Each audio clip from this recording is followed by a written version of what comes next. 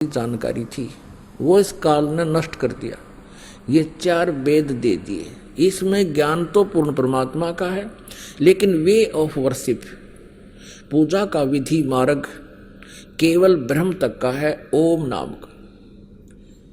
तो इस जो वेदों में ज्ञान है वो पूर्ण परमात्मा की महिमा है कि वो ऐसा कर सकता है, वो ऐसा कर सकता है, वो परम अक्षर ब्रह्म है।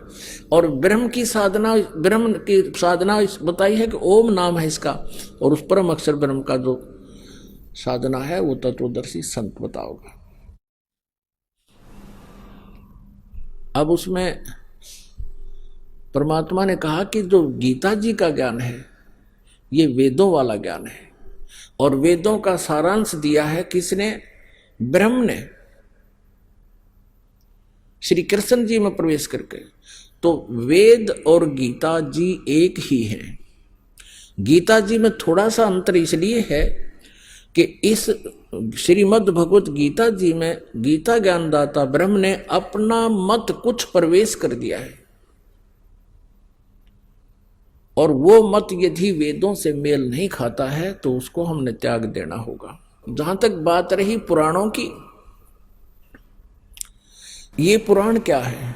ब्रह्मा जी द्वारा दिया गया अपना ज्ञान है, और ब्रह्मा जी से सुनकर फिर अन्य ऋषियों ने कुछ अपना विचार, अपना अनुभव, और साथ में ब्रह्मा जी के का रेफरेंस दे देकर ये इतने बड़े बड़े 18 पुराण बना दिए। अब जो पुराणों में लिखा है कि कर्म भोगने से ही समाप्त होंगे,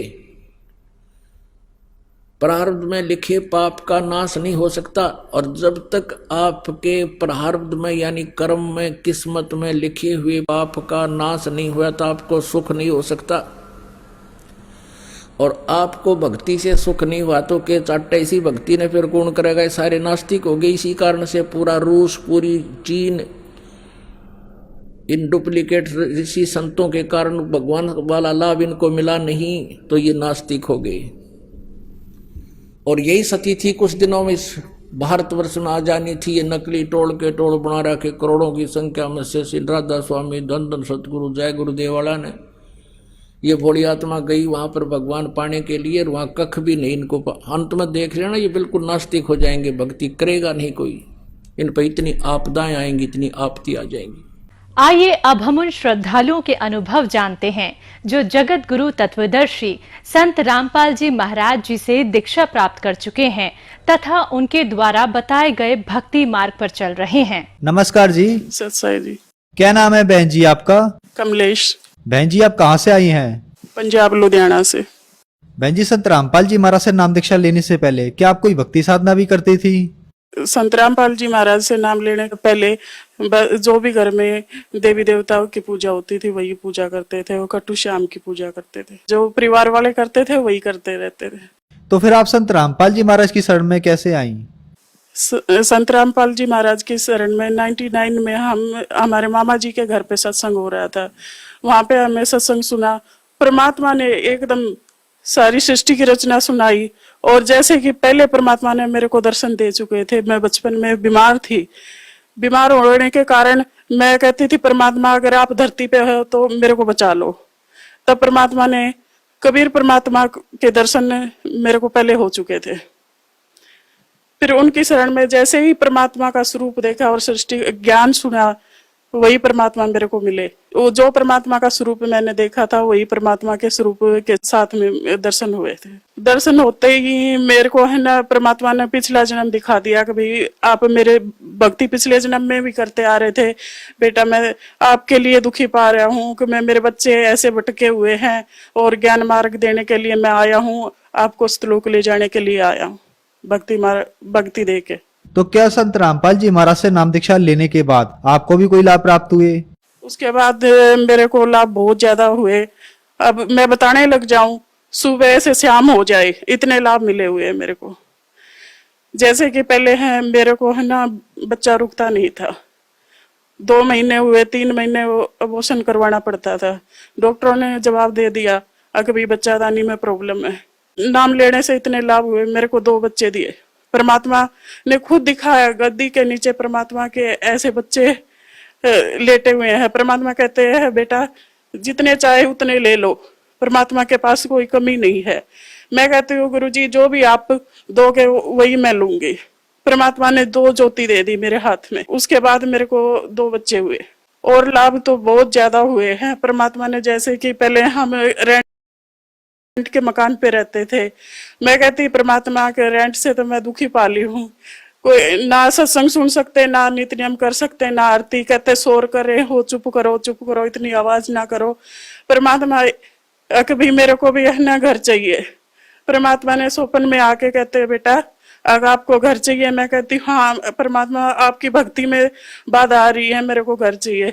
तो परमात्मा स्वप्न में आके मेरे को प्लाट नंबर बता के गए और वही प्लाट नंबर हमें लिया। पहले गलियों में घूमते रहते थे, कभी प्लाट नंबर कोई नहीं मिला हमें। और एक बारी हमारे घर में चोर घुस गए थे रात के समय पर, मेरे बच्चे को उठाने के लिए आए थे, तो मैं सो रही थी। परमात्मा कहते बेटा उठ, तेरे घर में चोर घुसे हुए हैं। फिर परमात्मा ने 2 बारी आवाज लगाई, तीसरी बारी परमात्मा थोड़े गुस्से से बोले अगर बेटा उठ, तेरे घर में चोर घुसे हुए। मैं उठ के देखा तो मेरी मंजी के नीचे सच में चोर घुसे हुए थे और बैठ के देखने लगी तो उसकी शर्ट बाई तरफ उड़ रही थी। वो उठने के बाद देखा तो वो भाग के निकल गई। और एक बारी क्या है कभी इनका परिवार में ही दादी जी है, उनके साथ झगड़ा हुआ, उन्होंने मोट सुटवा दी हमारे पे। तो मोट सुटवा दे तो हम तो परमात्मा की भक्ति कर रहे थे, आरती का समय था, आरती कर रहे थे, तो वो मोट ऊपर ही घूमे जाए।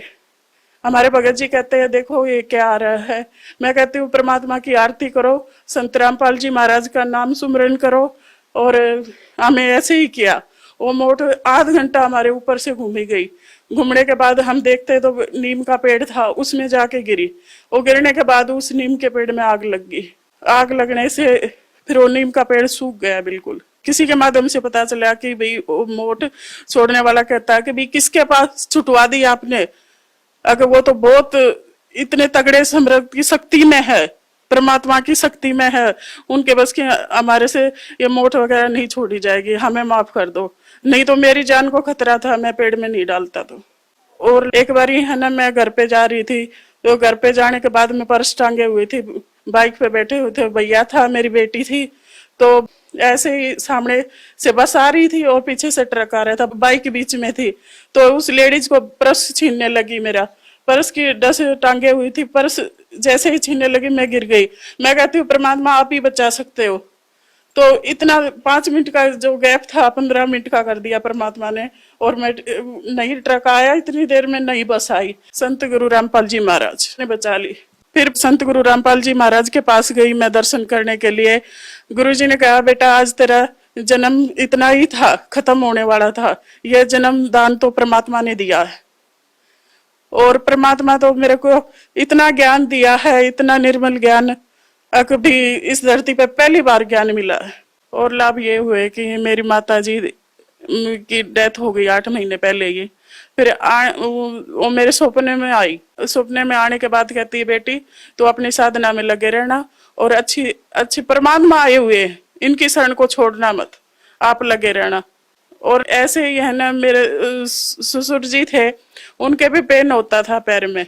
तो पेन होता था, इतना होता था कि भी जमीन में लेट जाते थे। जमीन में लेटने के बाद कहते थे परमात्मा आज मेरे को बचा लो, इतना दर्द होता है या तो उठा लो। फिर सत्संग सुनाते थे तो पिताजी को बोले, मैं कहा पिताजी आप नामदान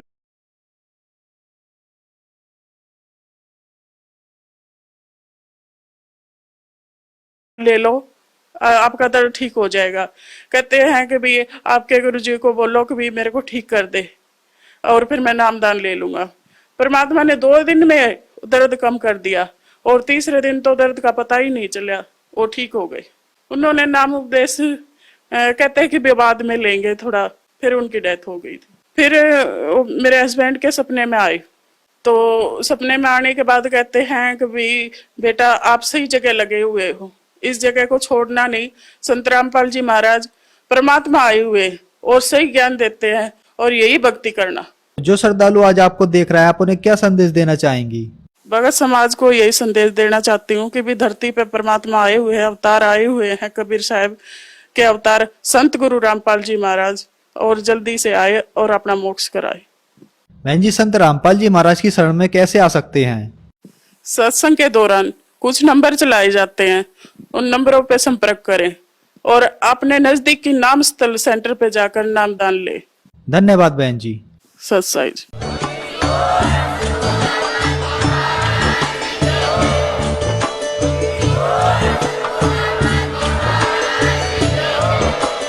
आप सुन रहे थे जगत गुरु तत्व